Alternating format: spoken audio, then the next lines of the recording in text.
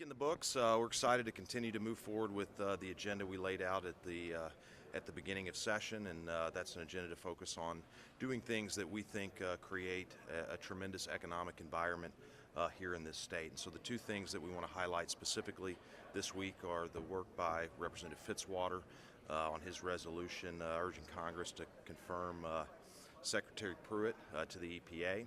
So I'm going to let him talk about that, and then Representative Taylor to talk about our continuing effort on paycheck protection. So I'll start with Travis. Yeah, so this week we're really excited to pass a resolution that's asking our U.S. senators to confirm Scott Pruitt as the next leader of the Environmental Protection Agency. I think the biggest piece of that is we want somebody who's going to bring balance to that agency, especially with our farms and our energy in the state. We want to ensure that there's somebody in there that's worried as much about the economic impact of our decisions as much as the environmental decisions. So we need a balance there. We need somebody who's worried about the environment, but is also worried about our economy and our local farms and our businesses. So really excited that we're sending a note to Senator Blunt, Senator McCaskill to confirm Scott Pruitt. And Representative Taylor, start on paycheck protection. Yeah, just excited about passing paycheck protection this week and making sure that we put the power back in the hands of the union members to decide whether or not they want their dues being spent for political purposes, and also that they want to continue to be part of the union. It puts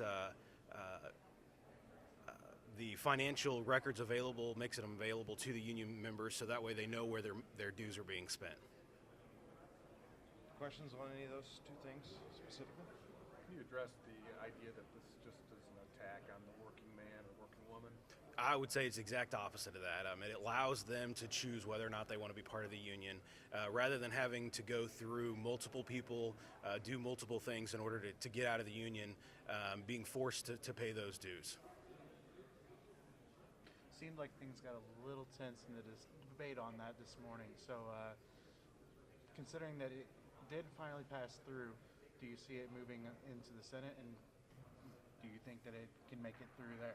I do. I've talked to the Senate already about it, and we passed it last year, just couldn't get quite enough votes for the override, but I don't think we're going to have that issue this year. Do you know who would be sponsoring? Probably Senator Brown. All right. What else? What's the next item on your labor reform agenda with this and right to work out of this chamber? Already? Project labor agreements, which the Senate did some work on this week, will hit the House is on the House calendar now, or will hit the House calendar, early next week, and so that'll probably be the next thing in the labor reform front that we tackle. Is prevailing wage on your radar? As we said last week, prevailing wage, all of those bills are in the House Economic Development Committee, and it's absolutely something we're going to tackle this session. All right. When it comes to guns with concealed carry permits being allowed in the Capitol to date, or as of this Monday, when it comes to the galleries, is there any plans to have further restrictions and security to keep those guns out of the chamber? There are no plans to have further restrictions. We're going to revisit the policy, and obviously the Office of Administration controls a great deal of what happens on the inflow and outflow of this building, but we want to make sure that we have a consistent policy for the building. Thanks. Is there any chance that we could discuss how the first week of working on the budget has gone? Sure. I think from my part, the first week of the budget's gone extremely well. I'll let Scott take the questions, but our budget committee, credit to them for the incredible amount of work they're putting in to get this done on the right timeline. I think they've been in committee for probably 30 hours this week plus working on testimony, so I'm really, really proud of the work they're putting in. Scott, can you come over here for the sake of the camera? Yeah. Musical chairs. That's right. Yeah. So, go ahead. Anything specific you want to talk about? Or? One of the things I was wanting to know about was the security upgrades obviously became something that was a hot topic earlier this week.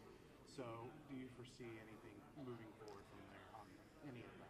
Yeah, I mean, look, it's going to be a pretty significant ongoing cost to maintain that infrastructure, to put people, unmanned or unarmed guards at the entrances. I think the biggest source of frustration for myself was the decision of the previous administration to use bonding proceeds that we had originally purposed for renovation of the Capitol to buy, fixtures like, metal detectors and wands for the security officers to use. I think that was a blatantly inappropriate use of bonding proceeds, and we're going to, that's a problem.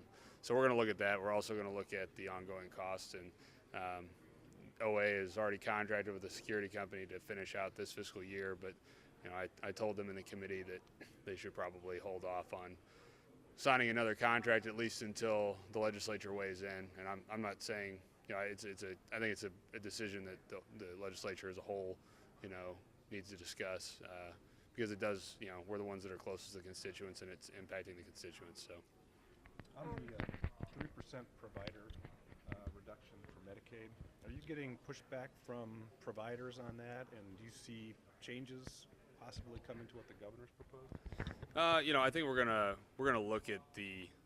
I'm still waiting to see what the total breakdown of each change that the governor's proposing in the social services space is. So there were a few things he proposed as far as the point count for the level of acuity for people who are receiving services in in-home and nursing homes, and then as well as the rate cut, and trying to decipher how much of the money is attributable to which piece is what we're still waiting on some information to get sent our way on. I think the providers are obviously going to be pretty vocal about it, but I've said this and the governor said there's a lot of tough decisions that have to be made, and Medicaid is still growing. Even with all the rate cuts, we're still going to spend more money in Medicaid. So it's something we're going to get into. We've got social services and health and mental health testifying to us next week. So.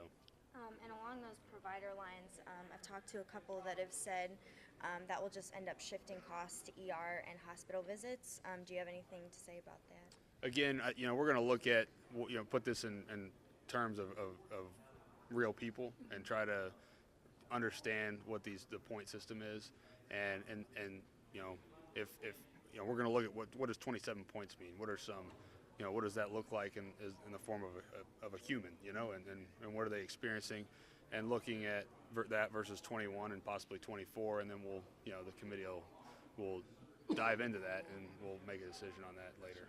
So, Thanks. Have a great weekend.